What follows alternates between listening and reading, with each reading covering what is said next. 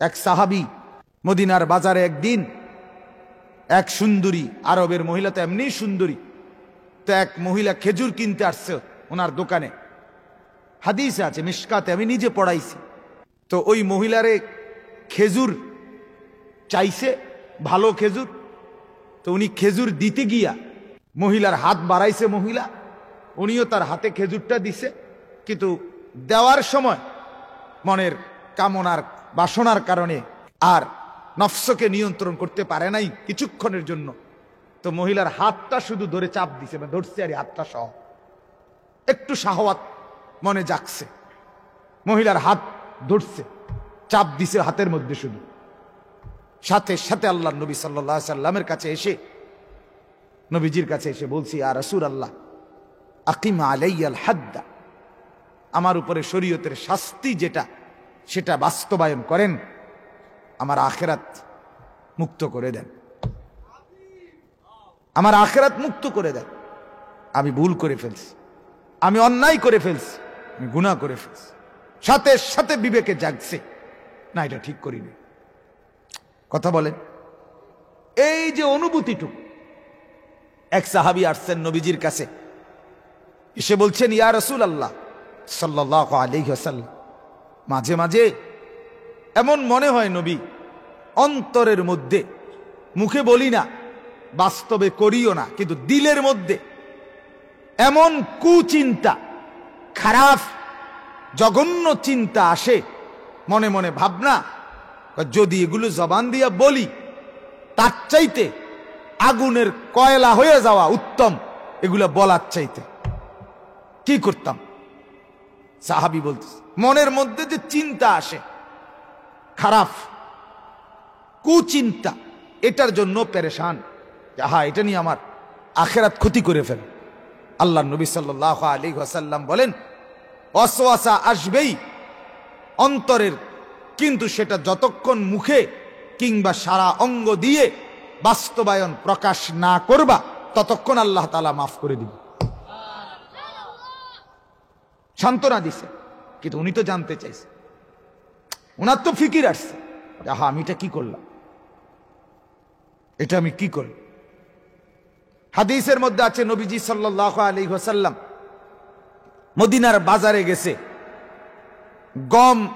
গমের স্তূপ বিক্রি করতে রাখছে গম। তো নবীজি সাল্লাল্লাহু আলাইহি ওয়াসাল্লাম নিজেই গমের স্তূপের ভেতরে হাত ঢুকায় দিছে, গমের ভিতরে দিয়া ভেতর থেকে ভিজা গম বাহির করে আনছে। আয়না বলছে, তুমি এই ভেজা গমগুলো ভিতরে রাখলা কেন? বলছে, ইয়া রাসূলুল্লাহ, তাইলে তো গ্রাহক কিনতে চাইবে না, এজন্য ভালোগুলো শুকনাগুলো উপর দিয়ে দিছি।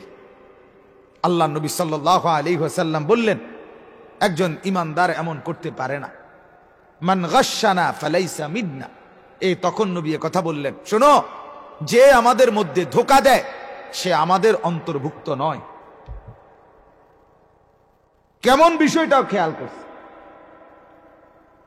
আজ আমাদের মধ্যে উপার্জনের ক্ষেত্রে নকল, দুর্নীতি, 2 নম্বরই কি পরিমাণ, এবং সেটা একটা স্বাভাবিক বিষয়।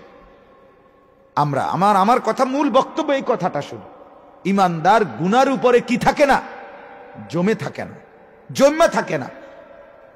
আপনি যাই কন আমি এ রুমে, আপনি যাই বুঝান আমি মিশা কথা কম, আপনি যাই বলেন আমি মানুষের গাইলাম, এটা মুসলমান হইতে পারে? ইমান এভাবে, ইমানদার এমন হয় না মিয়া। নবীজি বলছেন, ইদা সাররাতকা হাসানাতুকা ওয়া সাআতকা সাইয়্যাতুকা ফাআনতা মুমিন। নবীজি বলেন, যদি নেক কাজ করলে তোমার দিলে খুশি লাগে, যদি গুনার কাজ করলে তোমার দিলে অস্থির লাগে, মন্দ লাগে, খারাপ লাগে, কষ্ট লাগে, তাহলে বুঝবা তুমি এখনো ইমানদার আছো। এখনো কি আছো বলেন না? ইমানদার আছো। কেন? নেক কাজ করলে ভালো লাগে, গুনার কাজ করলে একটু ছটফটায় নিয়ে আসে, আহা কি করলাম, আহা কি করলাম, কাজটা ঠিক হলো না, কাজটা ঠিক হলো না। কাজটা সুন্দর হইল না। এই এতটুকু বিবেক যদি জাগ্রত হয়, অনুভূতি যদি জাগে, নবীজি বলে তাইলে শুনে নাও, এখনো তুমি মুমিন।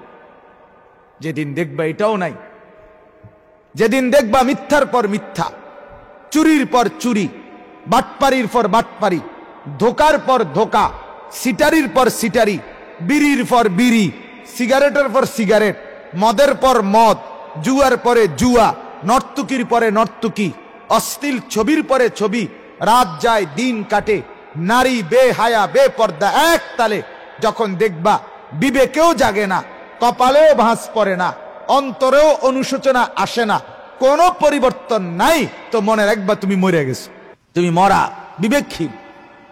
গুনাহ হতেই পারে, ভুল হতেই পারে, আমল ছুটে যাইতে পারে, কিন্তু স্বাভাবিকভাবে একরকম বানায় লাওন গুনাডারে।